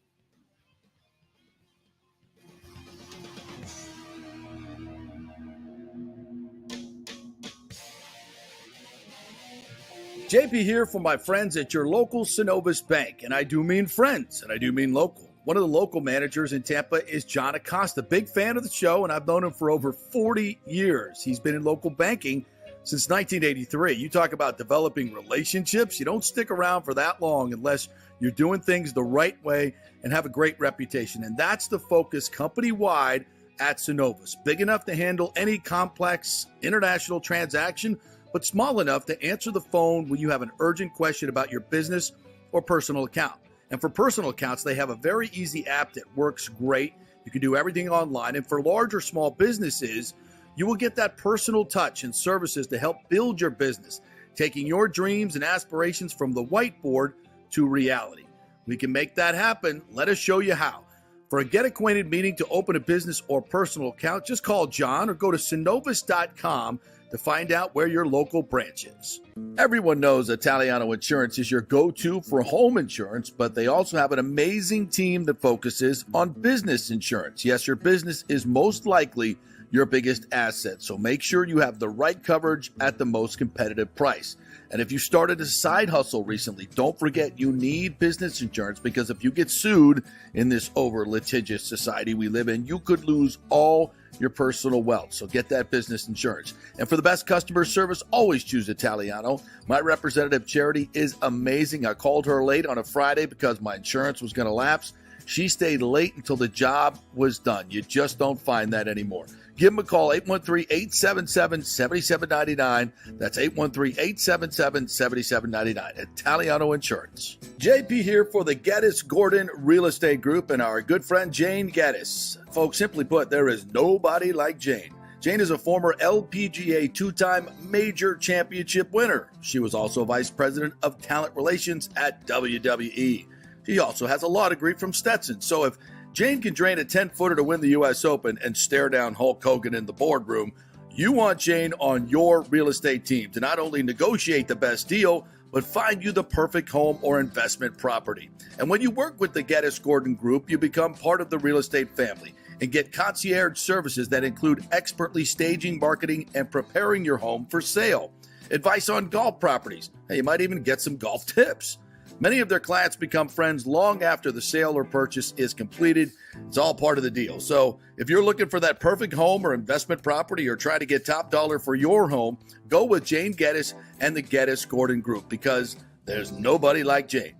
Call 813-485-6808 or go to geddesgordon.kw.com. That's GEDDES Gordon.kw.com or call 813-485-6808. With over 34 years of producing small and large events, Extravaganza Productions is truly a Tampa treasure when it comes to creating some of the very best events in Tampa and all across the United States. I've worked with them at the Florida Sports Hall of Fame inductions, the Warrior Games, which was an Olympic-sized event spread across all of Tampa Bay. They are the very best, from small meetings to exceptionally large corporate conferences to galas, fundraisers, sporting events, grand openings, whatever you want. Team EPI has an extremely talented staff of designers and show producers that develop extraordinary events fueled by the visions of their clients. You can reach them at their Tampa headquarters at 813-621-4700 or go to extravaganzaproductions.com. Let's go. Right now, back to the show on FanStream Sports. All right, welcome back to the JP Peterson Show here on a Thursday. Got about 4 or 5 minutes left here in the show. I'm glad I went to Twitter so I could see this story because the Oakland A's have announced today on their Twitter account that they are going to play their baseball games from 2025 to 2027 at Sutter Health Park in West Sacramento ahead of their move to Vegas in 2028. So it looks like this is going to be the final season that the A's are playing, not just in Oakland, but in the Coliseum as well. That is the AAA ballpark, by the way, for the A's, I believe. So there you go. Yeah, this whole situation just, it really irks me of what has happened to the Oakland A's, the downfall, if that's a strong enough word. It's like, I feel like as Rays fans, like we see all the stuff that goes on with the stadium all the time and the ownership and everything, and we feel like some people think they have it bad and everything, and of course we all feel like it could be better. But the way the A's have been treated by John Fisher for years, and the way that they have just been thrown aside, essentially. Like, you don't matter. All this history we have in Oakland, we don't care. We're moving to Las Vegas. And the fact that this situation has gotten this far out of hand where the Oakland A's are paying nobody on their entire roster. Nobody. And even the shenanigans that went on after the opening weekend, they sent down what is probably their best player in their lineup, Estuary Diaz, 25-year-old outfielder. I think he swiped like 60 bags or something like that last year. He hit over 400 in the opening series, and then he was sent down to AAA for God knows what reason, other than the fact that the Oakland A's are this is openly tanking. And I don't understand why Rob Manfred and MLB and the A's and John Fisher, how this situation has gotten this far out of hand. They're playing in front of like 2,000 people a night. There's nobody worth a damn going to see. And the fans are all chanting, sell the team. They're playing in a dump that they've invested nothing into. And this is what's going on in Major League Baseball now. And now we got a team that's going to have to play in a AAA park for the next 3 seasons in Sacramento. Are they the Sacramento A's now? I have no idea. But this situation, how it became so untenable, and what's so sad about it is it's probably going to go on to be the last defining moment of this franchise. Obviously in Oakland, was 5 years ago when they played the Rays in that wild card series, and they put 55,000 people in the Coliseum for a wild card game against the Rays. And remember how the environment was probably the best one that you would have seen in baseball all season long. And the players they had, from Matt Olson to Marcus Simeon to Matt Chapman, all these really, really good players, Sean Murphy, and they blew it all up. They blew it all up completely, and now they're just openly tanking in front of your face. They're leaving Oakland, but yeah, that's the news. They're going to be playing in Sacramento in a AAA ballpark for the next 3 seasons. So that situation just sucks. I feel so much for A's fans. This is one of the historic franchises in Major League Baseball, and just ownership, baseball, whatever you want to call it, has ruined it all for everybody. So there's the news. All right, we'll end on that. We're out of time today. Thank you so much for joining us. You missed the top half of the show. Again, JP joined me for the first hour, going over the Lightning, Rays, the Randy Gregory signing, and I took it home here for the last hour. So JP will be back on tomorrow, I believe, for the first hour with Tim, and I will see y'all on Monday. Have a great day in beautiful Tampa Bay.